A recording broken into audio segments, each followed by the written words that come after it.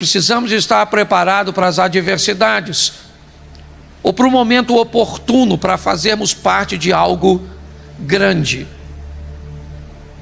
Você viu na palavra da campanha, certo? A motivação de estarmos fortalecidos para enfrentarmos a oposição, cuja qual nós não sabemos quanto tempo vai demorar. Eu sei que todos nós conhecemos a força do nosso Deus, o poder do nosso Deus, mas eu não sei se você é capaz de reconhecer o poder e a força do inimigo de Deus, Satanás. A oposição de Satanás, ela é muito forte, ela é muito intensa. O diabo, vosso adversário, anda bramando como um leão, buscando a quem possa tragar.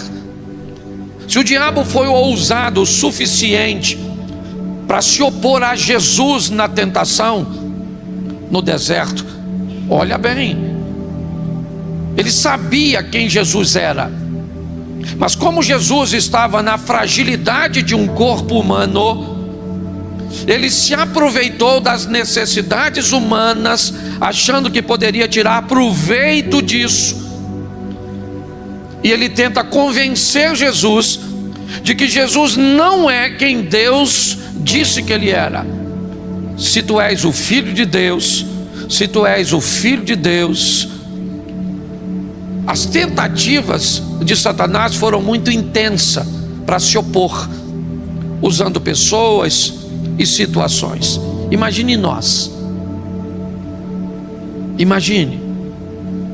Então, inevitavelmente, nós precisamos estar firmes, fortes. Aquele que está de pé, tenha cuidado para não cair.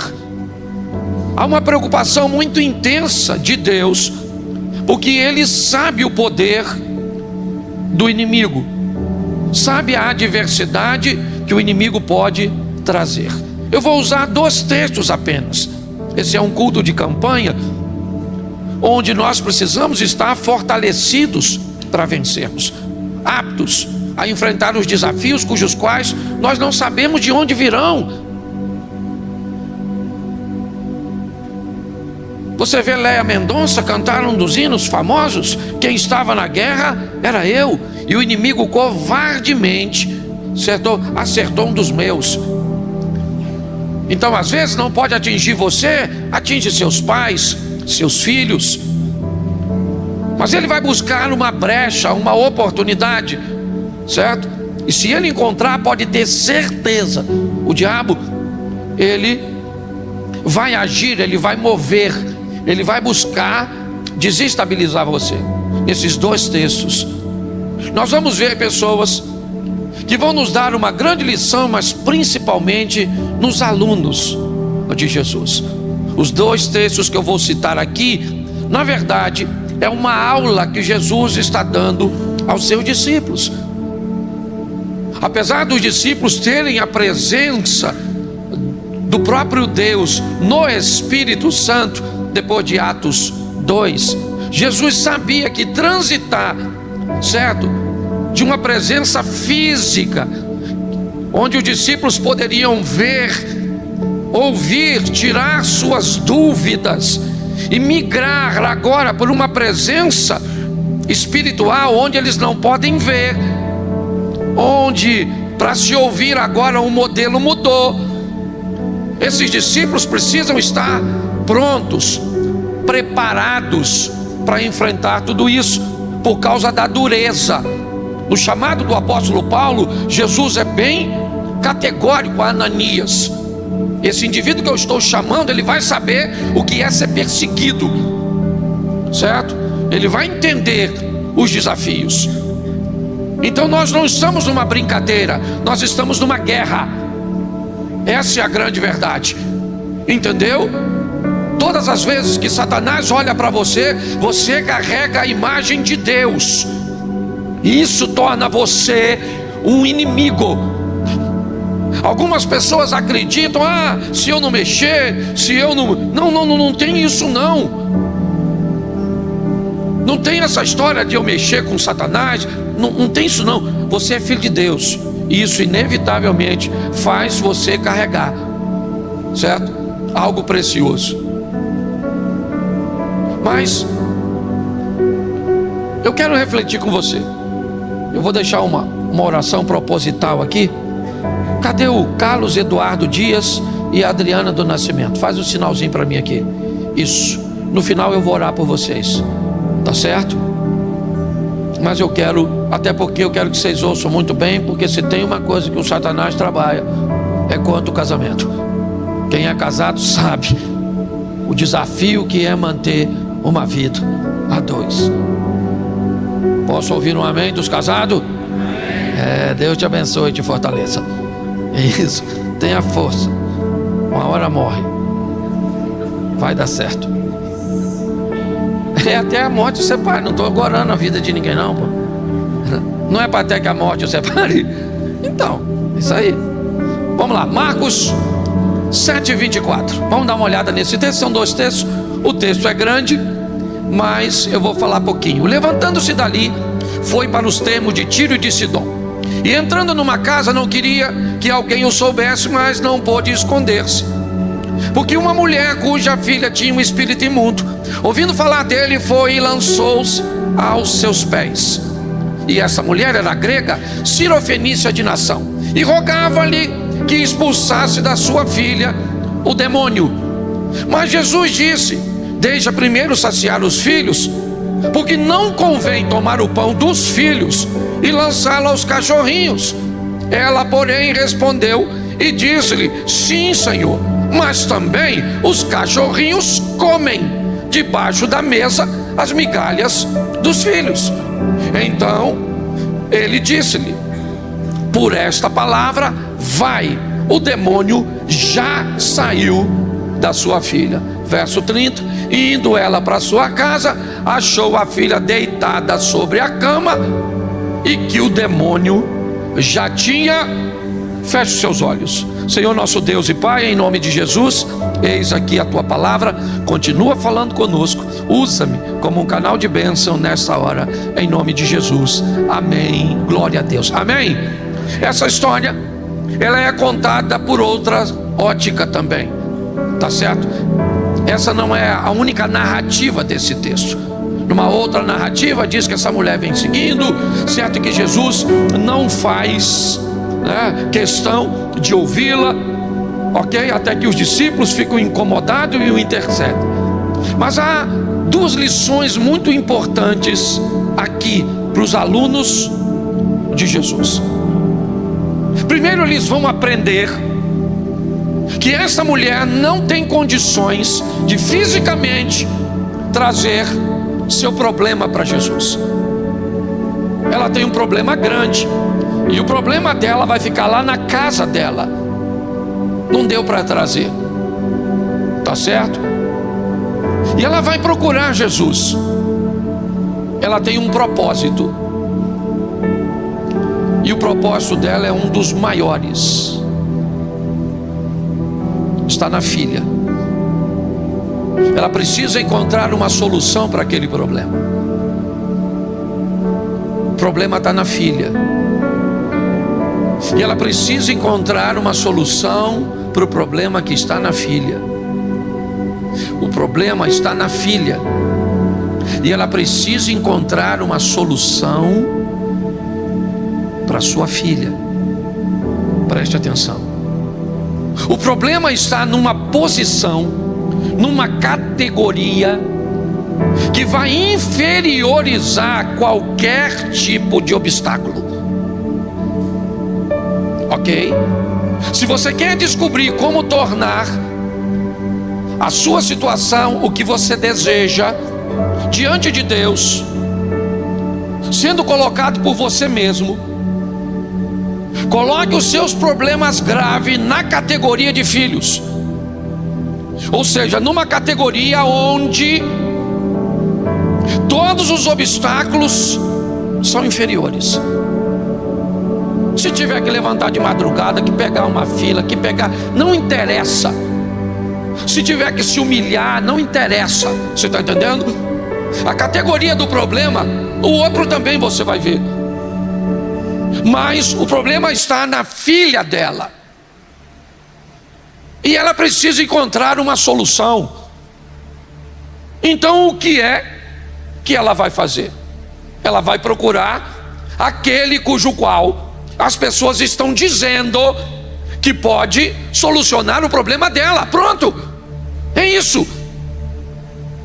Se você tem um problema e acredita que um parente seu pode te ajudar, primeiro você vai lá.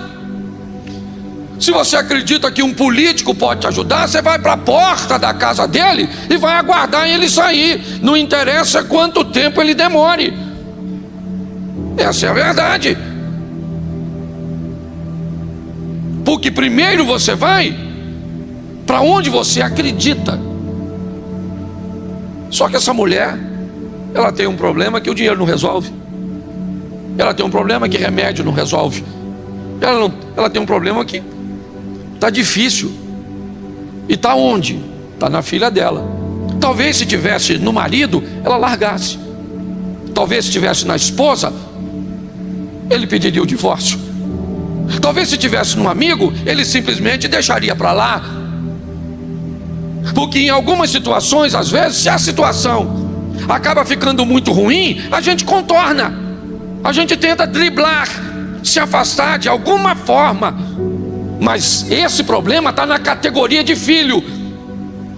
E na categoria de filho, não deve ter sido fácil para ela deixar a menina em casa.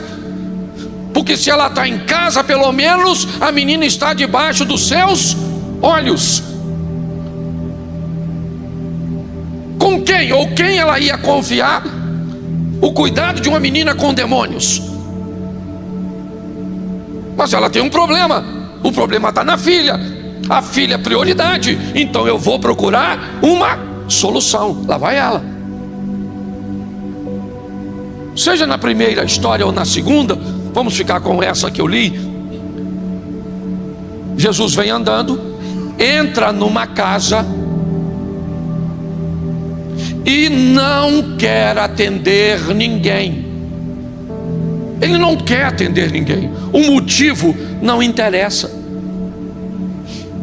Qual é o motivo de Jesus não querer atender uma pessoa? Olha só. Ele que teve tempo para as crianças, parou para atender um mendigo, entrava na casa de um pecador.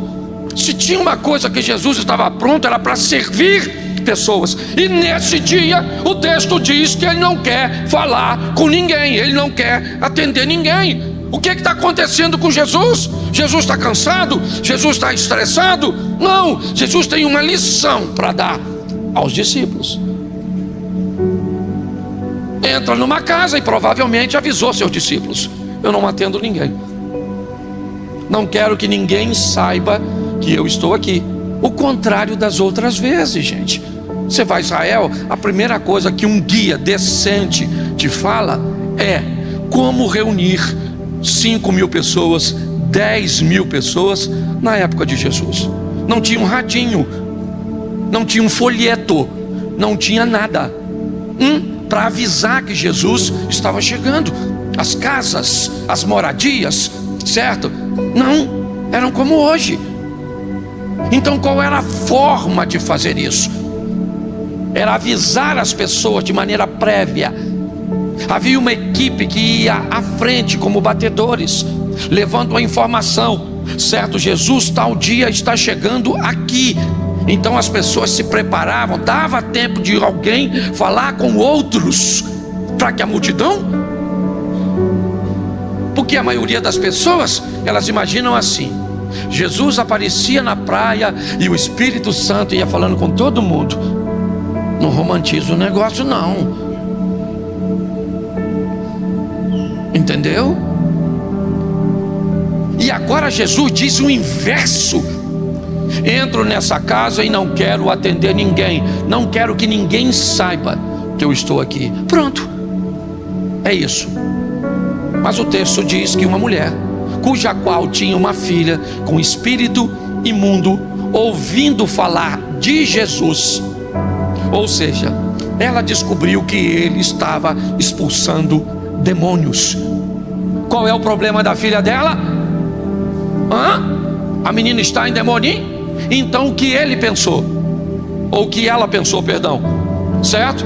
Ele pode resolver o meu, então eu vou falar com quem? Com ele. Então no texto em que lemos, mesmo com bloqueio, certo? Mesmo com a tentativa de se esconder, a mulher não só descobriu onde Jesus estava, ela conseguiu entrar. Ela furou o bloqueio. Porque tem gente especialista quando quer. Esse dia eu fui num culto e sentou um cara do meu lado. Pensa num cara bom de conversa, um cara maneiro, Canite. Bateu um papo comigo, conversando com todo mundo, comendo, bebendo. Pô, eu falei, cara, é legal. Acabou o culto, sentou numa das primeiras. Acabou o lanche, fomos pro culto, sentou numa das primeiras cadeiras. E eu pregando, de vez em quando olhava para ele. Então, acabou o culto, fui para a sala, de novo. Lá na sala, conversando, eu fui e falei para os caras que estavam me recebendo: pô, cadê o irmão que estava aí? Aí o pastor falou assim: ele estava contigo não? Eu falei: não, rapaz, o cara, aquele cara aqui, aqui. Ele falou: não, a gente não sabe quem ele é não. Ele só entrou porque nós achamos que estava contigo. Eu falei: mas eu achei que ele era daqui. E cadê ele? Sumiu? Como é que o infeliz conseguiu sentar na mesa com os pastores? Eu sei porque ele conseguiu, sabe por quê? Porque ele queria. Então ele foi dissimulado, certo? Foi e conseguiu entrar lá. Porque, presta atenção, o importante não é o que você quer, é quanto. Pastor, eu quero muito. Isso é muito bom, mas cuidado, que quando você quer muito, Satanás pode te convencer a quebrar princípios para alcançar o muito. Você tem que ter cuidado, certo? Essa mulher, ela estava que estava, ela furou o bloqueio. Não entra, e tá aí, ó. Olha lá o Pedro lá, ó. A turma dele tá aí, segurança. Meu discípulozinho aí, ó. Não vai entender. Minha garotinha tá lá lascada. O demônio vai sair dela, vai ter que sair. Ah, mas não pode entrar, não pode entrar não. Tá bom, não pode entrar não. E tá aí não, tá não. Quando viu, ela já estava lá. Eu imagino o discípulo, pensa. Ah, dona, não pode. Jesus falou: não, calma aí. Não fez a segurança direito. Agora deixa a dona. O discípulo tem que estar ouvindo, sim ou não? Sim ou não? Aí a mulher falou: Senhor, estou com a garotinha lá na minha casa. Tá? Demoniadinha. Jesus falou: pois é, dona, deixa eu explicar uma coisa à senhora. Eu não vim para os gregos, eu vim para os judeus. Eu não posso pegar o pão dos filhos e dar para os cachorros. Não me é lícito pegar o pão dos filhos e dar para os cachorros. Pensa, se fosse você, tu está sofrendo, sua garotinha está lá, seu casamento está na pendura, seu filho, sei lá quem é. Aí você vem para o pastor, pastor, só pode orar por mim. Ele falou: não pode orar não, você é membro daqui? Ah, não é membro daqui não? Então não vou orar por você não. Vai se converter, meu infeliz. Esse tipo de vida, cachorro. Pensa, como é que você fala? O que você vai falar? Cachorro é você, pastor, pastorzinho dos infernos. Também que se dane, minha garotinha que fica endemoniada. Quero saber de nada não. Pensa, eu conheço gente que ia embora da igreja por muito menos. Aliás, se o Eliezer fizer isso, vão falar comigo. Se eu fizer isso, alguém vai falar com você. Agora eu quero ver com quem essa mulher vai falar, porque quem chamou ela de cadela foi Jesus. E pior, ele é Deus. Senhor, olha o filho que o Senhor criou, que botou na terra, chamando eu de cachorro. Pare e pense. Era motivo para a mulher ir embora, sim ou não? Sim ou não? Mas tinha um motivo maior que fazia ela ficar. Qual era? A filha. Entendeu? A menina era. A ligação que ela tinha com o propósito era maior do que toda a adversidade. Hoje tem gente que quebrou a campanha por causa do Flamengo. Vou dar sentença? Eu não. Cada um que fique com a sua. Mas você não acha que eu, como pastor, tenho vontade de falar? Senhor, não dá benção não, não dá benção não, não dá benção. Eu estou brincando. Você está entendendo? Mas é só para você entender. Propósito. O propósito dela era maior. Então quando Jesus diz, não vou atender você, que você é uma cachorra, eu não vim para os gregos, eu vim para os judeus, e pronto. Se fosse a maioria de nós, já tinha virado as costas e saído. Nervoso. E o discípulo olhando, eu fico imaginando o Judas olhando isso. Isso aí, ó. O Tomé, pensa, discípulo ruim, porque a patota de Jesus, pensa nos caras. Vamos lá. O Pedro era aquilo que você sabe. Quando o Pedro corta a orelha do soldado, ele vai morrer. Tentou contar a vida de um oficial. Jesus é que foi lá, pegou a orelha e falou assim: orelha, chega aí. Tá ouvindo, filho? Vai embora, Pedro. Guarda. E ele não cortou a orelha de propósito, não. Pedro não era zorro. Ele errou, ele queria matar o cara. Ou será que ele foi lá na orelha? Botou uma máscarazinha? Sai fora. Vai causar problema, sim ou não? O Tiago e João, Jesus chamava de filho de trovão, por causa das encrencas. Um dia pediu: Senhor, deixa para eu sentar de um lado, e ele senta do lado quando o Senhor entrar no seu reino. Pedro que chegou e falou: e eu sento onde, maluco? Para pensar. O André era aquilo que você já sabe. Felipe, o brincalhão. O Judas, aquela coisa. O Tomé, o Natanael, o exigente. Só tinha gente ruim.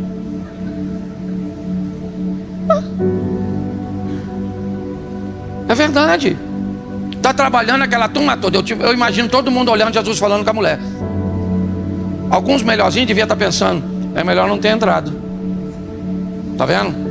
Hoje ele está nervoso. Não está afim de atender. Jesus estava nervoso?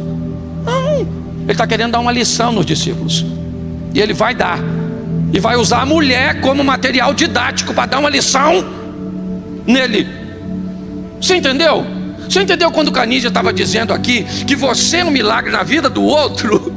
Você é o material didático que Deus quer usar para dar uma informação, um milagre, uma correção, um amadurecimento. Eu não sei quem é você, porque tem gente que vem nesse mundo com a missão de amadurecer os outros. Esse tipo de gente é gente ruim, mal educada, desonesta, grosseira. Com Jesus vai para o céu, mas só veio para ensinar a gente a ter paciência, autocontrole, dizendo: não mata, não mato, não mato, não mato. Ai. Conhece alguém assim? Você vive com as pessoas assim? Todo mundo está esperando que a mulher vá embora, sim ou não? Mas eles não estão esperando para o que ela vai fazer. O único que me parece que já sabe de antemão é o próprio. Porque a mulher olha para Jesus e disse: sim, Senhor, sim, tá bom. Cadela, cachorra, au, isso. É isso aí, tá bom. Eu vou falar uma coisa para o senhor. Os cachorrinhos que o senhor me chamou, a tradição aí de vocês, come debaixo da mesa as migalhas que caem dos... Ela falou: só quero uma migalhinha,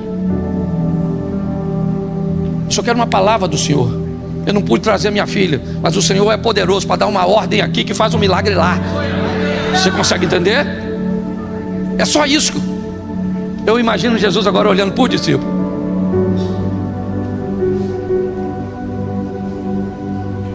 Olha aí. Dá uma olhada nessa mulher. Dá uma olhada no que ela é capaz de suportar para alcançar o que deseja. Sabe o que é isso? Amor. E quando o amor é amor de verdade, não tem si, não tem mais. Aí eu amo você, mas só se você fizer isso, isso, isso e isso. Se você não fizer, eu não te amo.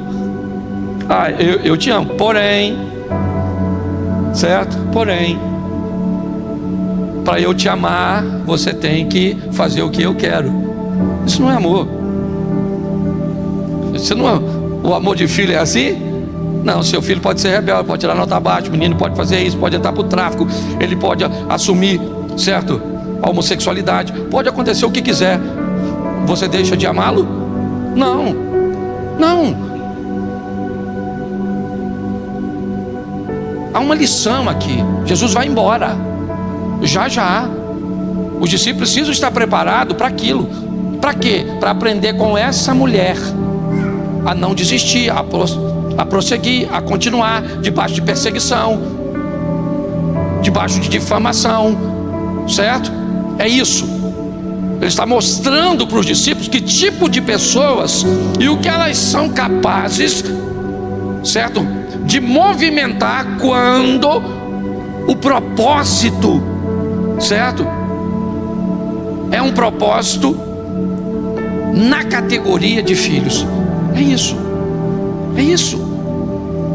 Bom, todos aqueles que o receberam, deu-lhes o direito de serem feitos. Então Deus entregou Jesus para morrer por quem? Pelos seus filhos. Jesus veio a essa terra para entrar na categoria de salvação dos filhos de Deus. Olha só, Deus entrega seu filho para morrer por seus filhos. O singular salvando o plural. Os discípulos estão olhando. Quando a mulher diz: os cachorrinhos comem debaixo da mesa migalhas que caem dos filhos, Jesus disse: por essa palavra, por essa, pelo que a senhora falou agora, não foi pelo motivo que te trouxe aqui, não foi pelo que eu te disse, não, porque mesmo depois de eu ter te dito o que eu te disse, você foi capaz de suportar por causa de seu propósito. Então faz o seguinte: por essa palavra, só por isso, por essa palavra, pode ir para a tua casa agora. Me permita usar isso aqui, não é muito, mas pensa, o diabo não é onipresente, mas provavelmente a velocidade informativa deve ser alta. Se hoje o homem já fala em 5G, está falando em 10G, você imagina o diabo no mundo espiritual, a velocidade que esse miserável não deve. Pensa, o demônio lá na garotinha na casa dela, ele já preocupado: vou ter que sair, porque ela foi procurar o chefe dos crentes, certo? O caça fantasma, isso. Mas quando Jesus fala: não posso pegar o pão dos filhos e dar para os cachorrinhos, o que deve ter acontecido? Um demônio daqui pode ter avisado de lá. Fica aí, amigo. Ele foi muito desagradável com a dona. Mas quando a dona disse: os cachorros comem debaixo da mesa que cai, a migalha que cai dos filhos, daqui deve ter de lá. Aí, maluco, a casa caiu. A dona é doida. Jesus falou: sai, certo? Pode ir, porque o demônio já saiu da sua. Ela volta para casa e o demônio já tinha. E a lição que ficou nos discípulos foi qual? Aprenda com essa mulher. Aprenda a ouvir um não. Aprenda a lidar com uma situação quando ela não acontece do jeito que você esperava que ela acontecesse. Aprenda a lidar com as frustrações de expectativas não correspondidas, de reconhecimento que não se, certo? Que não se tem. Aprenda. Eu vou trabalhar na igreja, eu vou servir, aí eu vou fazer isso, eu vou fazer aquilo outro, e tá bom, faça. Agora cuidado, se não receber o que espera, o que você vai fazer? Os discípulos estão sendo treinados para isso. A mulher vai embora e o discípulo tem que ficar pensando que, se fosse eu, talvez eu teria desistido, mas ela me deu uma lição. Vamos pegar um filho, mas vamos trocar de personagem, que eu gosto sempre de usar um, né, do gênero masculino, outro do feminino, só para todo mundo, porque eu acabei de falar de uma mulher, então provavelmente as mulheres se encaixaram melhor, certo? No exemplo do que os homens. Mas vamos trocar agora. Vamos voltar um pouco. Marcos 9, a partir do 14. Coloca aí, por favor. Marcos 9. Isso. E quando se aproximou dos discípulos, viu ao redor deles grande multidão e alguns escribas que disputavam com eles. E logo toda a multidão, vendo, ficou espantada e correndo para ele o saudaram. E perguntou aos escribas: o que é que discuti com eles? E um da multidão, respondendo, disse: mestre, trouxe-te meu filho. Bom, vamos lá. A mulher levou a filha, sim ou não? A mulher levou a filha, sim ou não? Isso, não levou. O homem levou o filho, sim ou não? Então os discípulos vão aprender a lidar com situações diferentes, com Deus que faz quando se está presente, com Deus que pode fazer lá longe.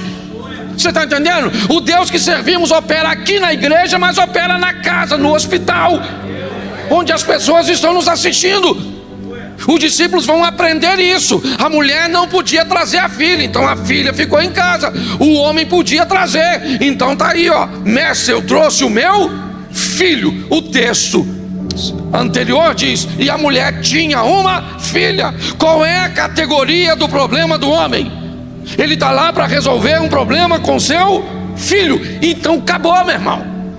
Você está com teu filhinho aí do seu lado, você sabe o que eu estou falando. Ele não sabe ainda, porque ele não é pai. Eu só fui descobrir quando meu filho nasceu. E aí eu descobri. Meu mais velho tem 32 anos, certo? Mas para mim, eu descobri que depois que um filho nasce, você nunca mais dorme do mesmo jeito. Pode morar na sua casa ou pode morar em outro continente. A verdade é essa. É o meu menino, pastor, meu menino está doente. Às vezes a velhinha tem 70 e poucos anos. Ô dona, que menino da senhora? Meu menino. Quantos anos tem seu menino? 53. É assim. Agora vai na categoria, ó: trouxe-te o meu filho que tem um espírito mudo. Vamos lá. E este, onde quer que o apanha, despedaça-o. Ele espuma, arranja os dentes e vai definhando. E eu disse aos seus discípulos que o expulsassem, e não puderam. Verso seguinte: e ele respondendo-lhes disse: ó geração incrédula, até quando estarei convosco?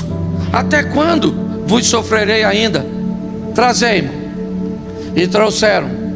E quando ele o viu, logo o espírito o agitou com violência, e caindo o endemoniado por terra, revolvia-se escumando. E perguntou ao pai dele, olha que pergunta: quanto tempo há que lhe sucede isso? E ele disse o quê? Desde a infância, e muitas vezes o tem lançado no fogo e na água para o destruir. Mas se tu podes fazer alguma coisa,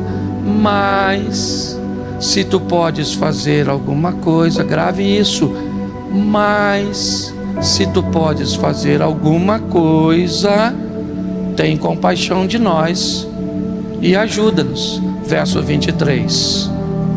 Jesus não gostou muito do que ele disse. Você sabe por que ele disse: mas se o Senhor pode fazer alguma coisa? Há quanto tempo o menino fica endemoniado?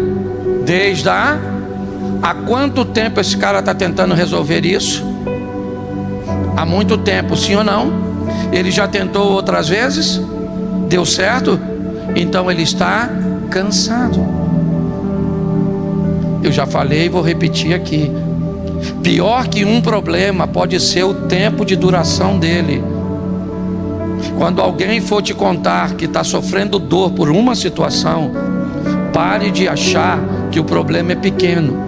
Pergunte há quanto tempo o problema acontece e você vai descobrir que a pessoa já está convivendo com isso 5 anos, 10 anos, 15 anos. Então ela tem todo o direito de estar exausta, cansada. Nesse texto, o cara diz: mas se o Senhor pode fazer alguma coisa, o que ele está dizendo? Não é incredulidade. Se fosse incredulidade, ele não estava ali. Ele está ali, tá certo? Mas ele carrega uma história. Então ele vai devagar. Por quê? Porque ele já se frustrou tantas vezes, Abner, que ele está não duvidando de Jesus, mas se preparando para enfrentar aquilo. E se não der certo? E se o demônio não sair? Sabe o que aconteceu? Eu expus meu filho a um ridículo em público. Lembra o texto? Uma multidão estava lá. Viu o menino se contorcendo, escumando, todo torto, fazendo barulhos estranhos, parecendo um bicho. Quem era? Um garoto. Mas para uma pessoa, aquele garoto era o seu filho. Então observe bem. Mas Jesus precisa. Os discípulos estão ali. Eles estão ali. E o camarada já desmoralizou os discípulos. Ele disse: eu primeiro trouxe meu filho para os seus discípulos expulsarem, mas eles não conseguiram. Mais uma vez, não deu certo. Mas aí ele disse: aí eu trouxe para o Senhor.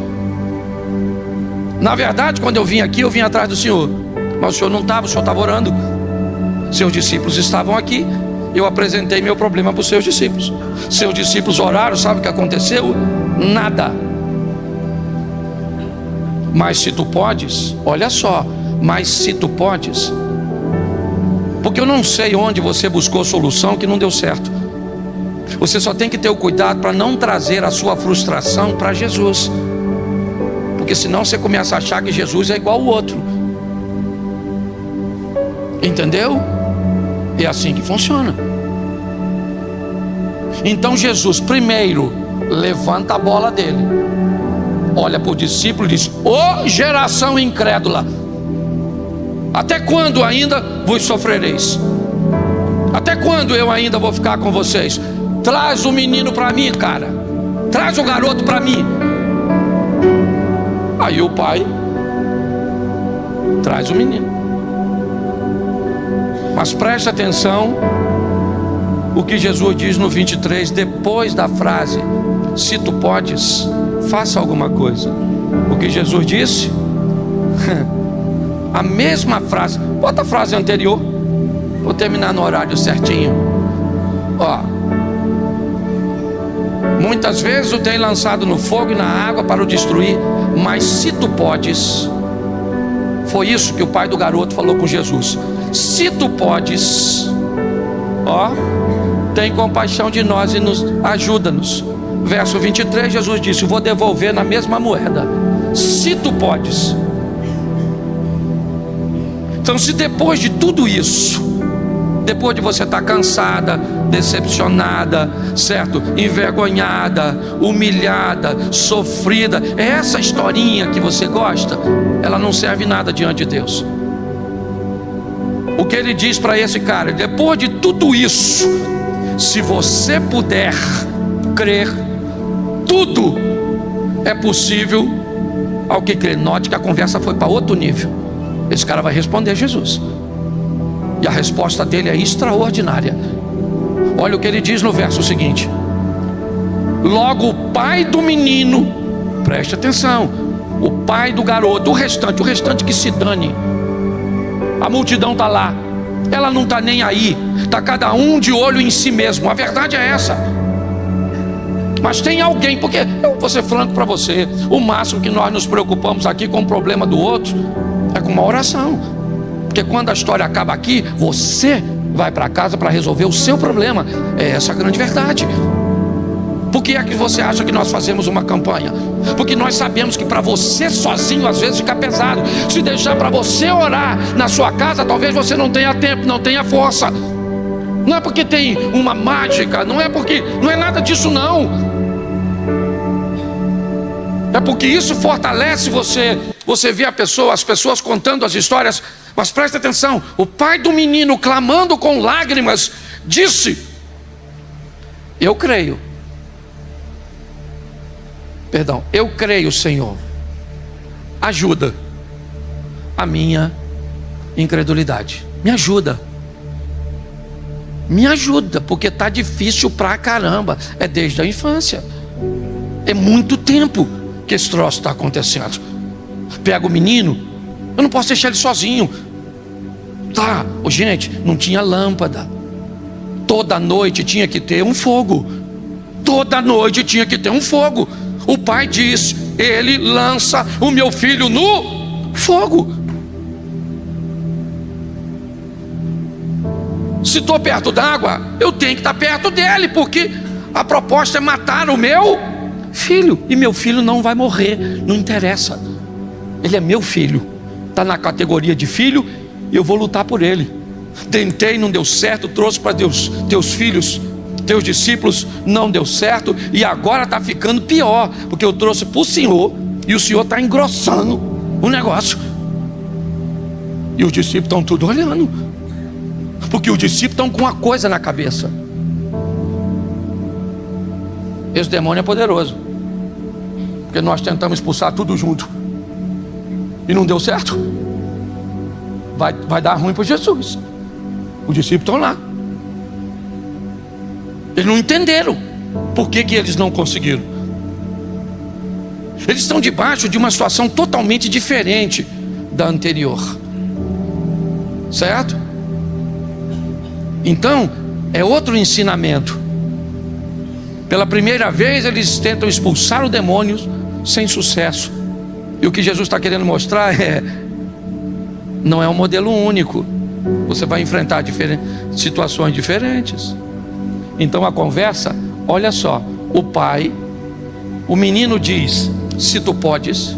Jesus diz: se tu pode, você. E aí o pai chora. Lógico, ele vai pegar o que sobrou. Porque às vezes é assim, meu irmão, o navio se destroça. É muito bonitinho você olhar para o navio de Jonas, onde ele está, e o navio só jogou o Jonas fora e a tempestade passou. É bonitinho. É muito bonitinho você olhar Marcos capítulo 4, a partir do 35, onde a tempestade vem e Jesus diz: cala-te, aquieta-te, e o vento se aquietou e houve grande bonança. É muito legal você ler Mateus 14 a partir do 22 e encontrar Jesus entrando no barco, segurando na mão de Pedro, e o vento e o mar ficam tranquilos. Mas quando você abre Atos dos Apóstolos, você vai ver um navio todo despedaçado, onde, para as pessoas sobreviverem, sabe o que elas fizeram? Se agarraram nos destroços, porque às vezes só sobra um pedaço de alguma coisa para você se segurar. É duro, mas é assim, porque nós estamos numa guerra, seja para criar nossos filhos, para manter nosso casamento, para estabelecer nossos negócios, para estabelecer uma formação que num país como o nosso pode não nos levar a lugar nenhum. Lutamos contra um sistema. Essa é a grande verdade. Olha para aí. E sabe o que ele diz? Ele chama o que ele tem de incredulidade. Ele não vai esconder mais. É pouco, mas é incredulidade. Então ele diz: o Senhor me ajuda, porque eu estou agarrado num pedacinho. Eu creio, mas me ajuda na minha incredulidade. É assim. Entendeu? É isso que ele faz. Quando você está diante de um ambiente de impotência, é isso. Eu creio, mas não creio. Eu voltei hoje de manhã de Florianópolis. Toda vez que eu entro no avião, eu creio que ele não vai cair. Mas eu falo com Deus, me ajuda na minha incredulidade, porque alguma coisa em mim diz: vai cair, vai cair, vai cair. Vai cair, vai cair. Quer ver que vai cair? Quer ver? Sacudiu, vai cair agora que cai. Eu fico o tempo inteiro. Eu não sei o que você tem medo, certo? Tanto a mulher quanto o homem, ela tinha medo daquela criança morrer. Então, verso 25, para a gente terminar. E Jesus, vendo que a multidão concorria, lógico. E quem foi que criou essa concorrência? Os discípulos, quando não expulsaram. Então agora o pessoal já está. O demônio sai ou não sai? Será que sai nada? 12 caras orando, não saiu. E agora ele vai sair só com um só? Não, mas esse aí é o chefe. Olha o demônio teimoso, não sai. A multidão concorria. Repreendeu o espírito imundo, dizendo o quê? Espírito mudo e surdo, eu te ordeno, sai dele e não entre. Isso. Aqui depende de qual igreja Jesus estava liderando naquele momento. Se fosse uma igreja batista, demônio, espírito imundo, por gentileza, sai agora. Se fosse um assembleano, aí espírito, sai agora. Aí também varia. Não vou brincar com isso não, porque depois o pessoal grava, dá uma confusão desgramada, atrapalha a minha mensagem. Espírito mudo, e eu te ordeno, sai, escute só, sai dele e não entre mais nele. O que indica que esse menino já teve uma libertação temporária. Esse menino já deve ter andado durante um tempo legal e o espírito voltou, porque Jesus fez questão de frisar: sai dele e não. Só que essa frase de Jesus gerou problema, porque olha o que acontece no 26. E ele clamando e agitando-se com violência, o demônio, aconteceu o quê? Mas o menino ficou, o menino como? De tal maneira que muitos diziam, pensa o pai olhando, e os outros falando o quê? Morreu.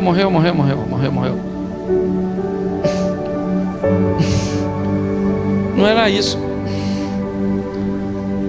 Agora não entra mais nele mesmo não, que demônio não entra não. Agora que eu entendi esse negócio de não entra mais nele. Meu garoto. E o discípulo deve estar olhando. Morreu mesmo. O que você acha, Tomé? Tá mortinho, quer ver? Igual a menina lá da filha do Jairo. Você tá rindo, mas é sério. Pauleira. É pedrada. Porque tem gente aqui que enfrenta troço desse tipo. Só está vivo pela misericórdia de Deus. Só está na igreja porque Deus é pai e você é filho. Porque senão você já tinha desviado. Ó, é aqui, ó. Tem gente que tem 200 mil motivos para não estar aqui. Eu conheço gente que por muito menos do que você enfrenta se afastou do Senhor. Você não se afastou porque você é valente, está lutando com o que tem. Certo? Agora, olha, vamos lá. Verso 27. Mas Jesus, tomando pela mão, o ergueu. E ele fez o quê? Verso 28. Quando entrou em casa, pensa os discípulos indo embora. Assim que Jesus entregou o menino, falou: morreu não, esse menino estava descansando. Quando chegou em casa, os discípulos chegou para Jesus e falou: ô Jesus, chega aí. Por que é que o demônio não obedeceu nós?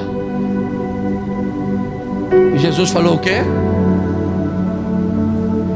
Essa caixa não pode sair com coisa alguma a não ser com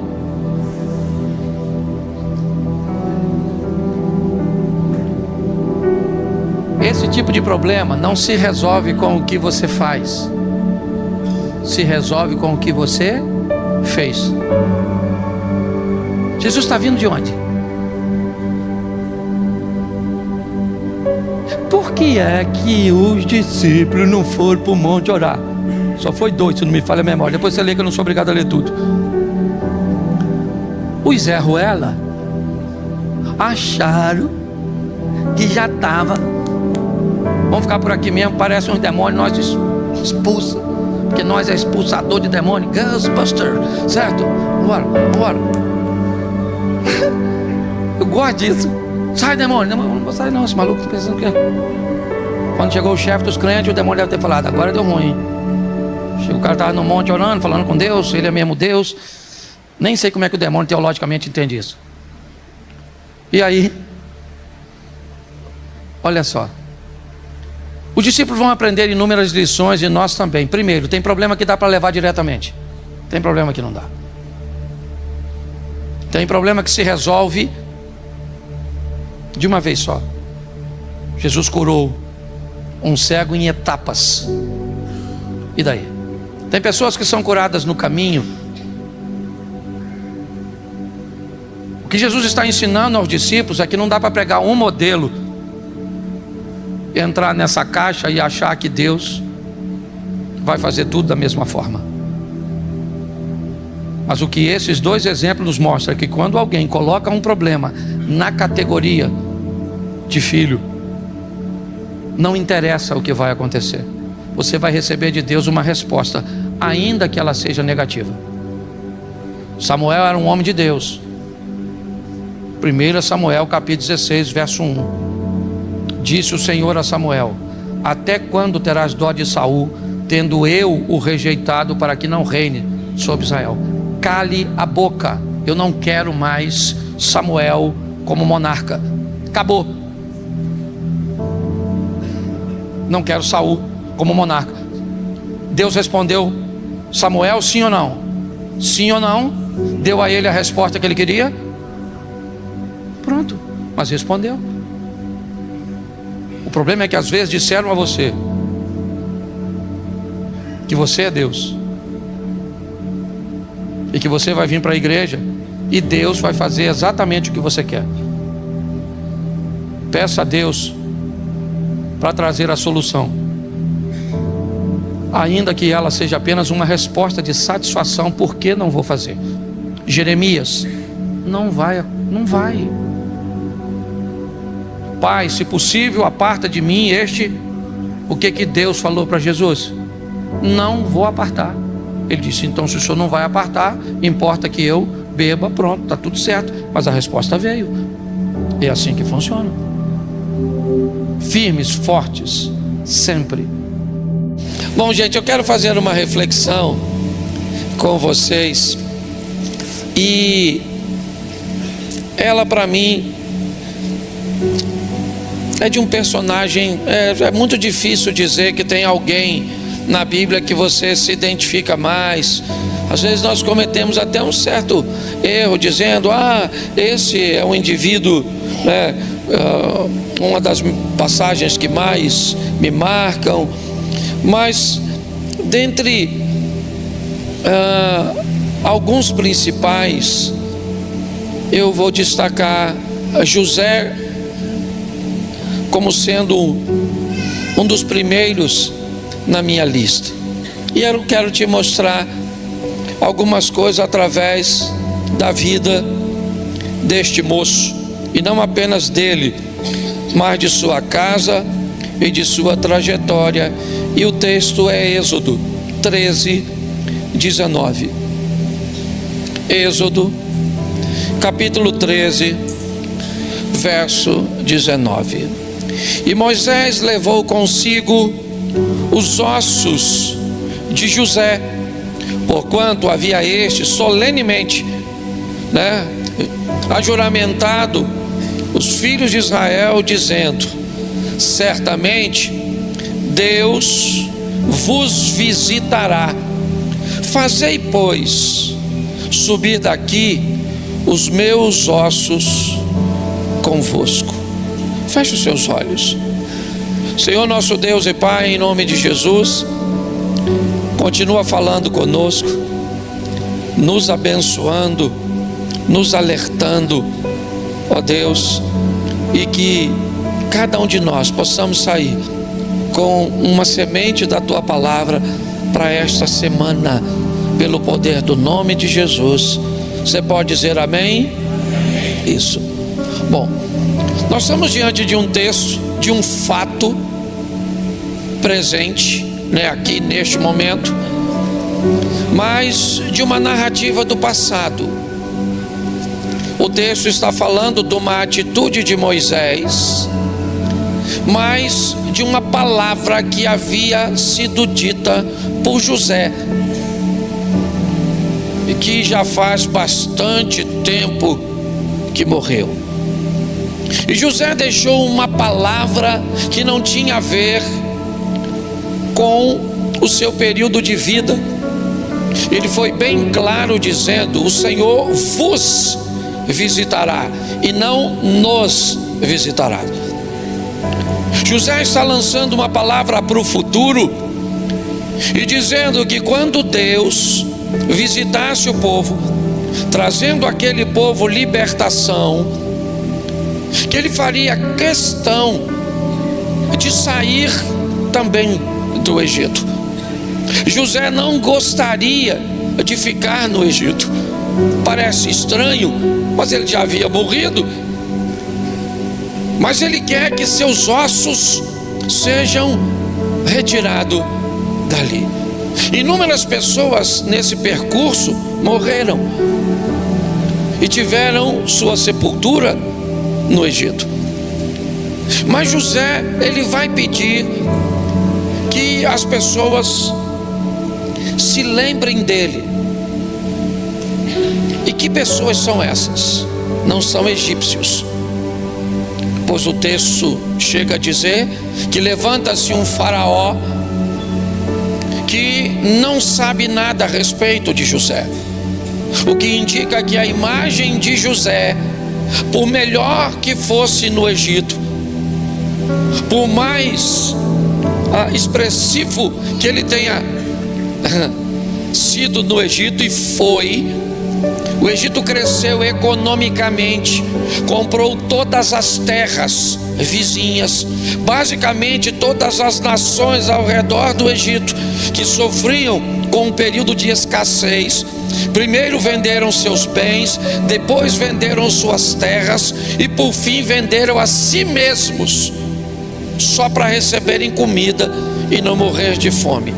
O que indica que nos jantares dos poderosos do Egito, José sempre estava em primeiro lugar por seus resultados, por seus números. Mas passou um tempo até que as pessoas de fora esquecessem quem era José. Note que as pessoas não lembraram das terras, dos celeiros, da expansão territorial. Ninguém lembrou de nada disso. E olha que isso era muito expressivo. Mas José quer conversar com alguém que não esqueça de seus ossos. Olha que estranho. Que tipo de pessoas seriam capazes de lembrar de ossos quando saíssem do Egito? Se as pessoas não estão lembrando das conquistas, das terras, certo, do poder econômico, da expressividade, certo, como nação, quem é que vai lembrar de ossos secos numa sepultura, para num momento de pressa, ao sair do Egito, levar osso consigo? Só um grupo de pessoas pode se interessar por algo tão insignificante: família. Sabe, aquela mulher que não quer saber quem você é na empresa, qual é o seu cargo, a sua posição, a sua postura, né? A sua posição, postura não, a sua posição, o quanto você ganha, qual é o seu salário, quem está subordinado a você. Aquela mulher que Quando você chega em casa, isso não interessa para ela. Aquela criança que corre na sua direção, aquele menino que vai te chamar de pai, aquela mocinha que vai te chamar de mãe, que vai te dar um abraço, que não está muito interessado se você está suado, se você está cansado. Aliás, podem até remover seus sapatos. A história de José não é uma história fácil, não. Talvez eu não consiga usar a família dele como uma família modelo, mas certamente nós estamos no capítulo 13 de Êxodo, que já faz bastante tempo que José morreu. Mas mesmo na pressa, naquela última noite, na morte dos primogênitos,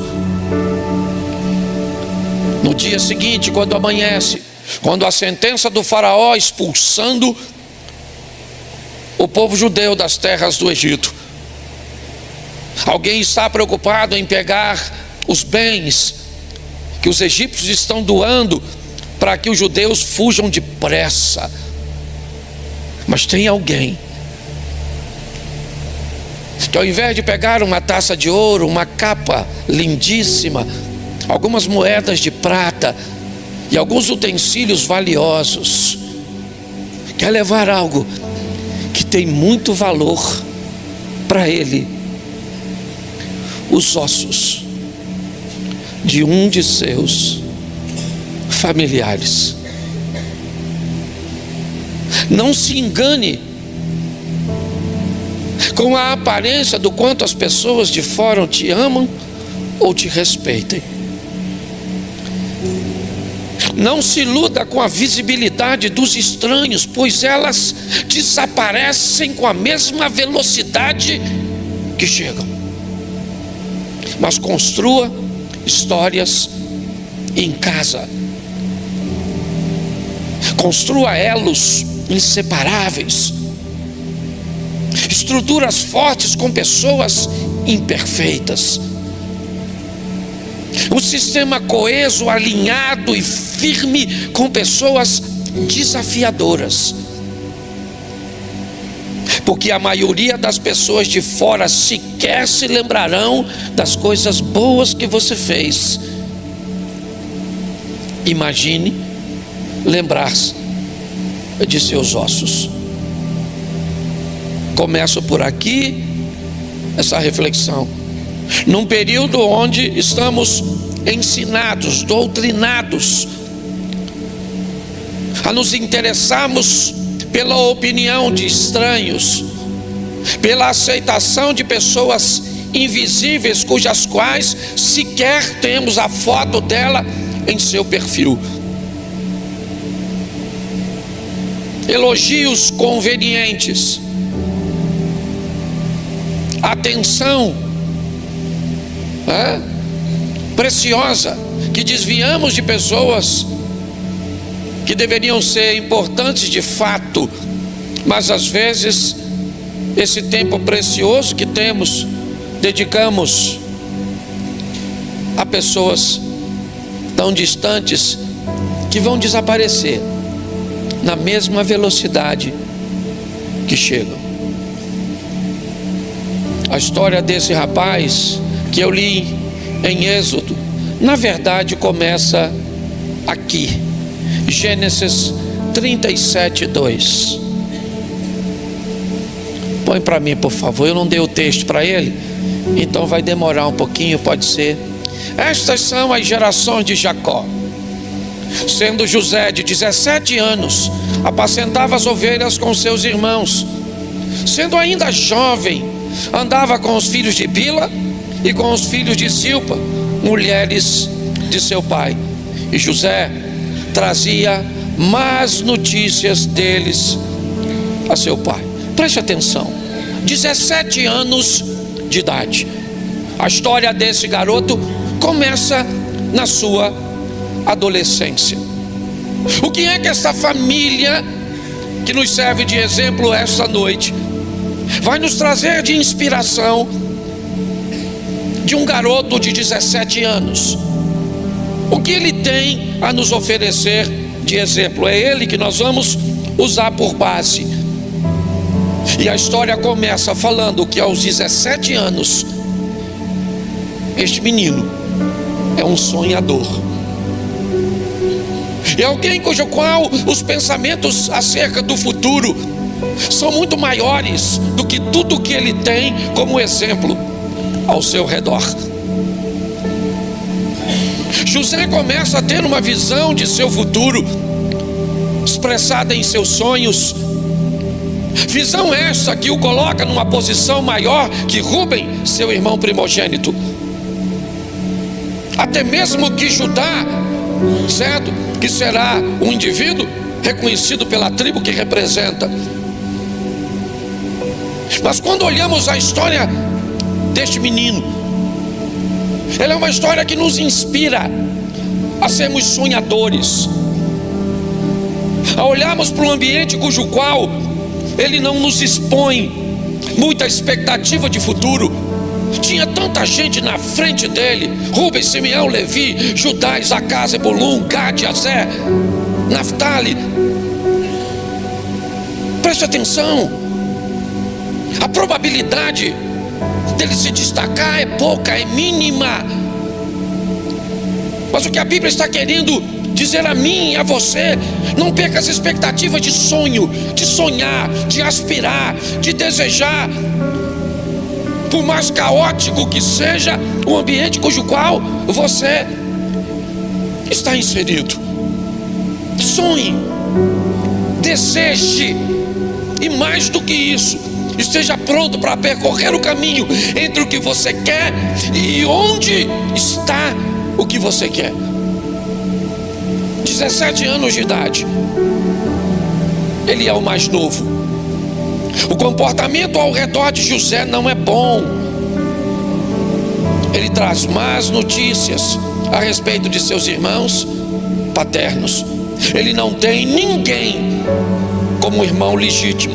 Ninguém. Ele não vai ter. Quando José é vendido, e nós já vamos ver isso, ele ainda é o filho único de Raquel, o único irmão que ele tem legítimo. Ele só vai conhecer depois da morte de sua mãe. Essa não é uma família perfeita, mas dá para dizer que é uma família de vencedores. José agora, ao relatar seus sonhos, quando ele começa a dizer para onde seus sonhos estão indo, e para o povo cujo qual ele faz parte, os sonhos têm muito a ver com uma realidade futura, com uma conversa e uma direção de Deus para com o indivíduo. Então, quando ele começa a dizer que seus molhos, ou os molhos de seus irmãos, estão curvados diante do dele, significa uma postura de senhorio. Quando seu pai e a sua mãe o escutam dizer que sol e lua e 11 estrelas se dobram diante dele, a grandeza de José começa a aparecer. E aí, um padrão que se repete em quase todas as famílias. Todas as vezes que alguém começa a se destacar diante daquelas pessoas que não se destacam, é só uma questão de tempo até os aborrecimentos se instalarem. Os irmãos de José agora não conseguem conviver com ele pacificamente. Eles não se agradam da presença de José. Por quê? Porque José acha que vai chegar em lugares onde eles nunca chegaram, ou nunca nem desejaram chegar. Então os problemas de convívio, a dificuldade de diálogo, ela começa a se tornar muito constantes. Os irmãos de José não querem a presença dele, já não é bem-vindo, até porque, diga-se de passagem, esse moço também é meio fofoqueiro, certo? Ele também não está cultivando um bom relacionamento, não, porque ele já sabe que os irmãos não gostam dele, fica pegando o que os irmãos fazem de errado e contando para o pai. Está a fim de melhorar o relacionamento? É lógico que não. mas vai piorar. José agora vai ser vendido pelos seus irmãos, vendido por aqueles que deveriam proteger o caçula.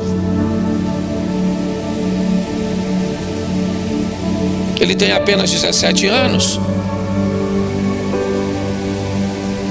Será que seus irmãos mais velhos não são maduros o suficiente para entender um comportamento de um adolescente? Um menino sonhador,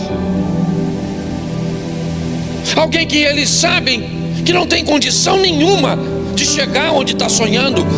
Qual a probabilidade de José ser maior que Jacó, de ganhar mais visibilidade do que Isaac, de se tornar alguém mais influente numa nação estrangeira do que Abrão, o pai da fé? Eles não acreditam que isso pode acontecer, mas eles não gostam desse modelo de pensamento passar pela cabeça de José. Então José vai viver um dos maiores traumas familiares, a traição de um dos seus. E se você acha que um te trair é pouco, pense a tua família inteira, teus irmãos todos te traindo e se levantando contra você. Pensa você dentro de uma cova, com 10 irmãos seus do lado de fora, decidindo que hora que te mata. Pensa. Uma ação liderada por Judá. Lá vem o sonhador, vamos matá-lo, e junto com ele seus sonhos. Eles não querem matar José, eles querem matar o sonho de José. Então eu abro aqui para vocês só um conselho: cuidado para quem você conta seus sonhos. Cuidado com quem você compartilha onde você quer chegar. Se os de casa têm dificuldade para lidar com isso, imagine os de fora. Cuidado com quem você chama de amigos. Cuidado com esse ambiente. José está dentro de uma cova, aparentemente sozinho, mas ele foi muito bem treinado. Muito bem treinado. Sua mãe também era uma sonhadora, que sonhou a vida inteira ter um filho. Foi humilhada por seu pai. Sim, o covarde Labão, que deu a filha mais velha no lugar da mais nova. A vergonha de Raquel. Pensa, pare para pensar. No dia do casamento dela, todas as suas amigas sabem que é ela que vai casar, e no final da história ela termina solteira e acorda de manhã com sua irmã na cama do homem que seria seu marido. Pensa. Pensa na humilhação, até mesmo do próprio Deus para com Raquel. A visão que Raquel poderia ter a respeito de Deus. Não apenas sua irmã Lia, mas Bila e Zilpa, praticamente escravas, serviçais, não apenas recebendo os benefícios dos prazeres sexuais na cama do patrão, mas tendo a satisfação de alguns meses depois ouvir na sua tenda o choro de uma criança que Raquel nunca tinha ouvido. É essa mulher que treinou esse garoto. É essa sonhadora que chamou seu filho e deu a ele forças, firmeza para prosseguir. É ela que vai estar com ele quando ninguém estiver. É ela. Para onde você vai quando a vida te leva para te mostrar os louros? Quem você leva com você? Você vai sozinho ou é capaz de levar seu avô, seu pai, seu tio, quem te criou?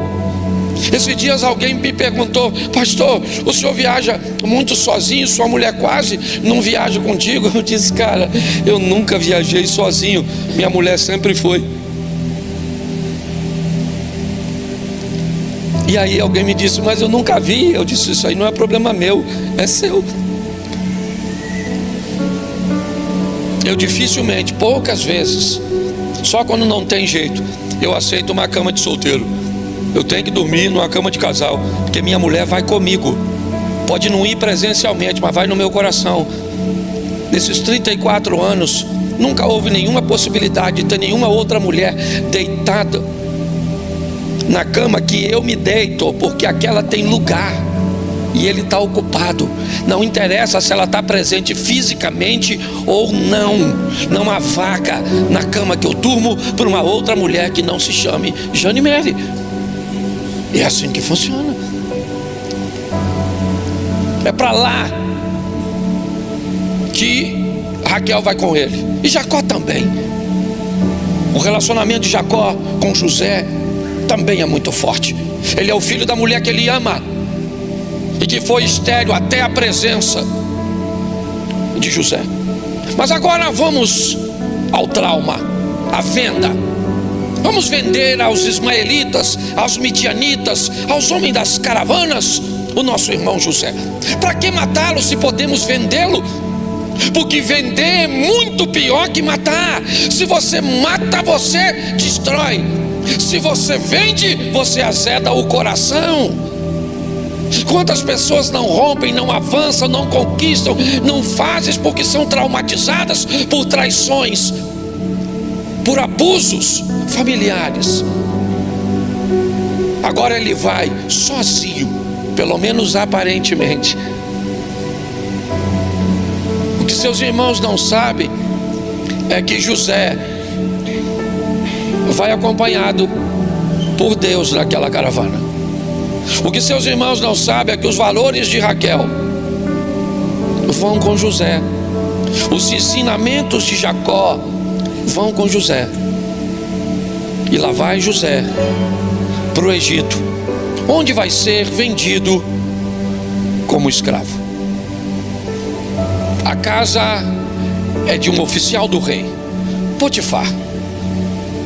Um homem poderoso, influente, bem casado, bem estruturado.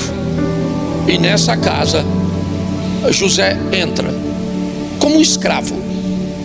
Esse era o título que as pessoas davam a ele, que ele mesmo nunca se deu.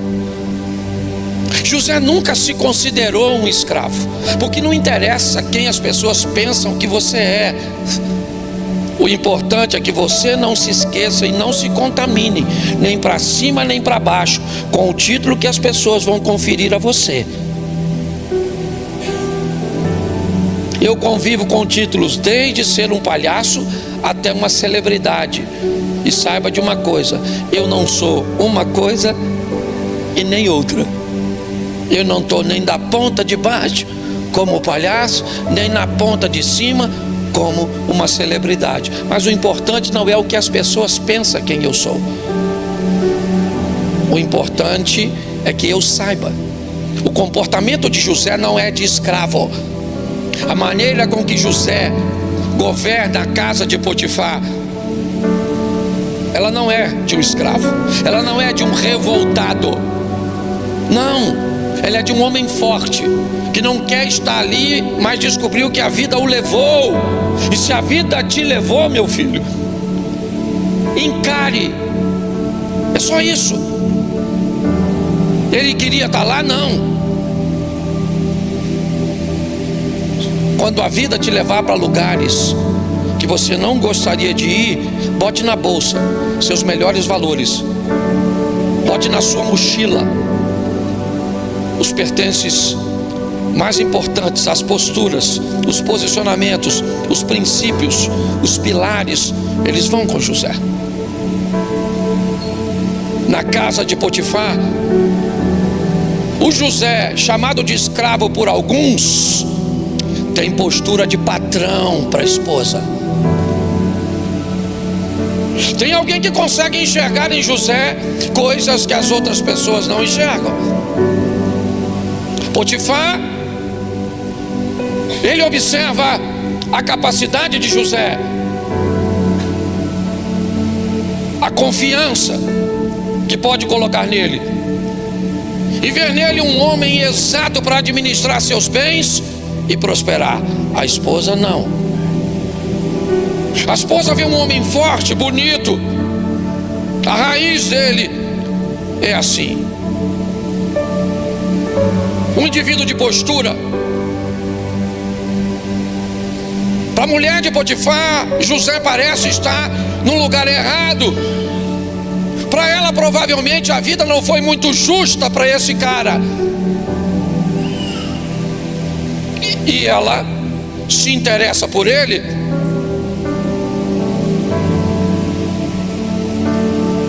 E é uma boa oportunidade do escravo se tornar amante da mulher do patrão. Mas José não viajou sozinho. Ele viajou com seus princípios. E os princípios ainda o estão direcionando. Pastor, se ele se deitar com a mulher do Potifar, ele quebra um dos mandamentos. Não adulterarás. Mas isso não foi escrito ainda.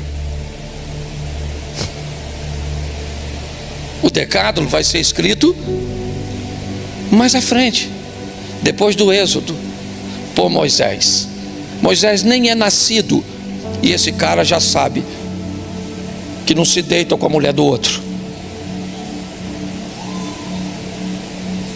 Preste atenção. A firmeza, a postura, os valores familiares desse indivíduo são firmes, fortes. Ele tem uma oportunidade extraordinária.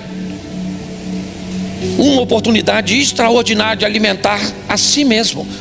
Ele não vai poder distribuir essa informação.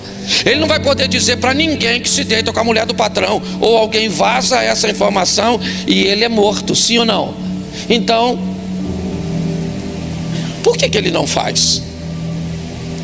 A firmeza, a postura. O dia que essa mulher diz para ele: eu quero você, sabe o que ele diz para ela? Potifar me disse: aqui na minha casa tudo está debaixo da sua autoridade, menos a minha mulher. Você acha que Potifar disse isso para ele? Um cara vai trabalhar para você e você vai dizer para ele: ó, toma conta das minhas coisas, você só não pode se deitar com a minha mulher. Isso não é uma coisa que se diz. Não foi Potifar que disse isso para José, foi José que disse isso para ele mesmo. Há limites em mim, e não interessa o benefício que eu ganho para rompê-los, eu não vou fazê-lo. Eu tenho princípios, eu fui bem treinado.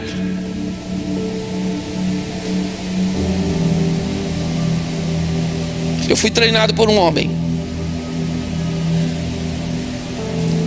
Domiciano, nome de imperador, poucas letras. Eu sempre digo isso, me dá vontade de chorar, porque faz parte da minha história. O melhor brinquedo que eu tive na minha vida estava no meu tio Domiciano, nessa lateral, uma verruga grande que ele tinha aqui. Ele devia pesar, sei lá, uns 150 quilos, 140 quilos. E eu sentava chupando o dedo, que eu chupava dedo. E com os dois dedos eu chupava esse dedo, e com esses dois eu brincava, passando na verruga. Nada me foi mais valioso do que aquela verruga naquele colo. Pensa, fui treinado por aquele cara ali na Praça da Mantiqueiras. E lembra, certo? Para onde eu fui, para onde eu fui, para onde eu vou, sabe? Esse cara vai comigo até hoje. Minha mulher vai comigo. Meu pai, em algumas ocasiões, vai comigo. Olhe bem. Agora, o José diz para ela: eu não vou, querida, eu não vou pegar você. Não que eu não queira, eu não posso. Ela ficou rejeitada, lógico. Uma mulher rejeitada é perigosa. Mandou todo mundo sair. Depois você lê, porque eu só vou contar metade da fofoca. O resto você lê da semana. Aí ela manda todo mundo sair, fica com o Zé só. Deve ter botado aquela roupa maneira, pintou pro combate, certo? Isso. E o Zé chegou, ela agarrou o Zé. E o Zé empurrou ela, deixou a capa para trás. Você deve conhecer a história. Se não leu a Bíblia, pelo menos assistiu, certo? Na Record. Tem gente que vai lá e não... uma boa parte tá legal, tá certo? Aí ela ficou com a capa na mão, gritando igual uma doida, histérica: tarado, tarado, maníaco do Egito, tentou me agarrar. Quem é que chegou? O Potifar. Potifar chegou, falou: o que foi? O que foi? Esse Zé aí tentou me agarrar. O Potifar chegou, chamou o Zé. O Potifar sabia a mulher que tinha, porque senão José tinha morrido. É ou não é? O cara tentou agarrar. Você lembra do Ramã? Só porque deitou debruçado nos pés da mesa, ou da cama, perdão, certo? Do rei persa, ele acabou pendurado.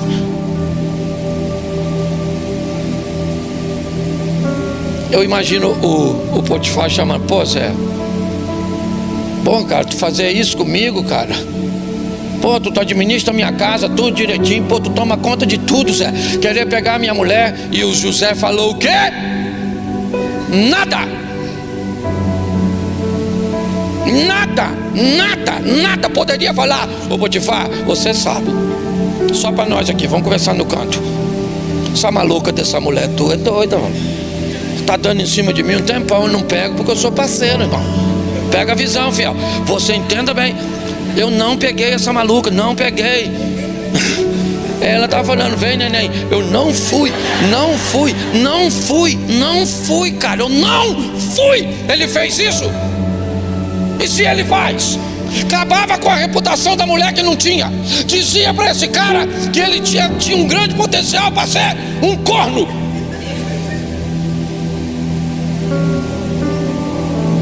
Preste atenção. O cara cala a boca dele.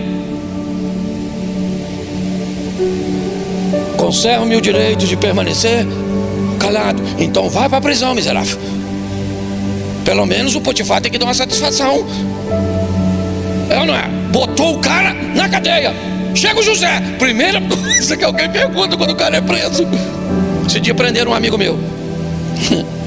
Pensão alimentícia. Amigo não, conhecido. Aí perguntaram para ele, mano. Perguntaram pro cara que tá prendendo qual é o crime. Sabe o que o cara gritou? Ele ficou muito chateado: ladrão de mamadeira. Eu achei o maior barato ele me contando. Falei: vai virar história. Não fala o nome, mas fala o crime. É na verdade. Olha só, pensa, o José chegando e alguém perguntando na cadeia: ô José, o que você fez? O que ele falou? Nada. Inocente. Pensa os presos falando: aqui todo mundo. Você matou 10 não, né? Você roubou não? Nem cara de ladrão tem lá. Aqui todo mundo é inocente. Vai ele preso, sim ou não? Sim ou não? Mas na prisão, Deus era com José.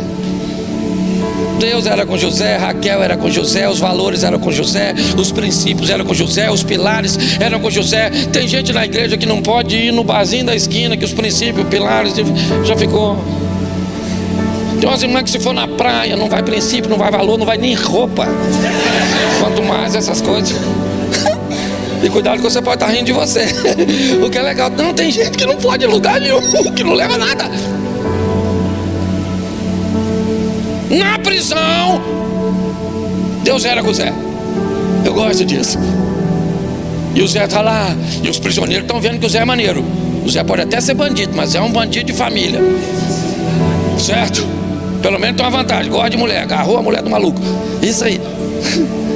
Deus era com ele, sim ou não? Isso.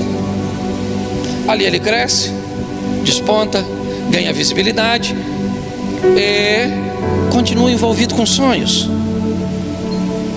O futuro sempre esteve diante do José, quer para ele, quer dos outros. Copeiro e padeiro, sonho, o destino se desenrola. A exposição do José, ela acontece. Ele também é visto naquela prisão como profeta. Mas o copeiro é solto. E José diz para ele o seguinte: quando chegar lá fora, irmão, você vai servir o faraó, cara. Fala pro faraó que eu não garrei ninguém não, pô. Fala para ele, fala, ó, Zé é maneiro, Zé não garra ninguém, Zé.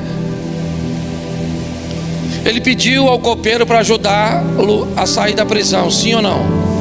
Isso, porque a prisão era ruim. E quando você está num lugar ruim, você quer sair. Ele pediu a Deus para tirá-lo da casa do Potifar, sim ou não? Não, porque lá era bom. Era bom porque ele tinha conforto, ele estava numa posição significativa. Ele queria sair da casa do Potifar? Não, mas Deus o tirou. Ele queria sair da prisão? Mas Deus o deixou lá. Porque enquanto a lição não for aprendida, e preste atenção, o desfecho de tudo isso é um só, ou pelo menos o início de tudo isso é ser vendido por sua família, é ser vendido por seus irmãos. José está passando tudo isso que não precisava passar. O tempo passou, o faraó sonha, e o copeiro agora se lembra de José. José sai da prisão e é apresentado ao faraó. 30 anos de idade. 13 anos se passaram. Entre casa de Potifar e prisão, 13 anos se passaram nessa luta. Alguns colocam 10 anos na casa do Potifar, 3 anos na prisão, e agora José está diante do faraó do Egito.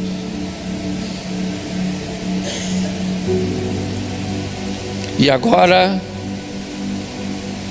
ele interpreta os sonhos. Uns sonhos que nunca lhe deixaram. Que começou sonhando a respeito de seu futuro. Depois se deparou com sonhos que falavam do futuro das pessoas. E agora ele está diante do faraó para dizer o que significa o sonho da maior autoridade daquele mundo. E mais do que o significado dos sonhos, José tem a solução para o problema. Ele sabe como resolver. Ele apresenta ao faraó, que o coloca como governador. Ele agora alcança o governo do Egito. Ele está no poder, se casa com uma bela mulher, tem 2 filhos abençoados. José, como Naamã, é reconhecido nacionalmente e internacionalmente, enquanto Naamã é pela força do exército, pelo material bélico, todas as suas manobras militares. O José é o cara da economia. José é o cara da administração. Esse é o cara, todo mundo sabe quem ele é. Ele é Zefanete Paneia para os egípcios. O homem, quando passa pelas ruas, os olhares o buscam. Ele, quando passa no seu cavalo, é como alguém importante passando no seu carro. É assim que funciona. Os olhares. Mas para que tudo isso? Para que será? Ah, eu já sei. É para salvar o Egito da fome. Deve ser. Deve ser porque Deus está preocupado com os egípcios. Mas a fome se acentuou. E ela chegou na terra dos irmãos de José. E agora os irmãos de José vão se deslocar para o único lugar que tem comida. Eles chegam. José está de pé quando olha para seus irmãos. Eles estão vestidos como judeus, vamos colocar assim. José é um egípcio. Suas roupas, sua postura, seu idioma. E pior, ele ocupa a cadeira do governador. Por mais que José seja visto por um de seus irmãos, que seja capaz de identificá-lo, o que pode existir ali é uma mera semelhança, porque não há possibilidade do menino de 17 anos agora com 30 e alguma coisa ocupar a cadeira do governador do Egito. Não. Mesmo que o reconhecessem, seria loucura aceitar que aquilo seria possível. Mas lá está José. Que José? O mesmo da prisão. Que José? O mesmo da casa do Potifar. Que José? O mesmo da cisterna. Que José? O mesmo da lavoura. O mesmo do café da manhã. O mesmo José. Que José? O irmão de Judá, o irmão de Rúben, o filho de Raquel, o filho de Jacó, o governador do Egito. Isso ele é para os egípcios. Para José, ele não é o governador do Egito. Ele é o filho de Raquel, o filho de Jacó, o neto de Isaac, o bisneto de Abraão. É isso que ele é. E ele sabe disso. Mas agora vai acontecer algo bem estranho. A possibilidade de cuidar. Coloca para mim Gênesis 47:6. Está aí. Gênesis 47:6. A terra do Egito está diante de ti. No melhor da terra, faze habitar teu pai e teus irmãos. Habitem na terra de Gósen. E se sabes que entre eles há homens valentes, os porás por maiorais do gado sobre o que eu. Preste atenção. Vamos lá. Trouxe José a Jacó, seu pai, e o apresentou a Faraó. Jacó abençoou a Faraó. A maior bênção que Jacó deu ao Faraó já tinha dado. Foi José ter chegado para salvar o Egito. Mas agora é estranho. José percorreu a terra e sabe qual é o melhor lugar de viver. Ele vai até o Faraó e fala para o Faraó a respeito de seus irmãos, os caras que o venderam. Aqueles caras que queriam matá-lo, esses caras agora vão ser sustentados por José. Esses caras agora, eles vão ganhar uma posição que o faraó disse a José: vocês têm a fama de serem valentes, e até porque o faraó tem José como base para avaliar seus irmãos. Se José fosse um cara burro, os irmãos, se fosse covarde, certo? Quando você pega alguém da família e encontra alguém como uma diretriz, você subentende que a linhagem daquela família é boa. Mas agora o José, será que ele esqueceu o que Judá fez?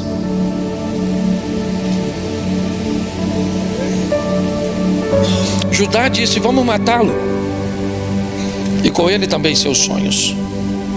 Mas depois você lê, quando José faz uma trama para ficar com Benjamim, Jacó vai até José e diz: governador, deixa meu irmão ir embora e me deixa preso no lugar dele no Egito. Troca meu irmão por mim, porque nós já temos um irmão que morreu, e se papai perder esse,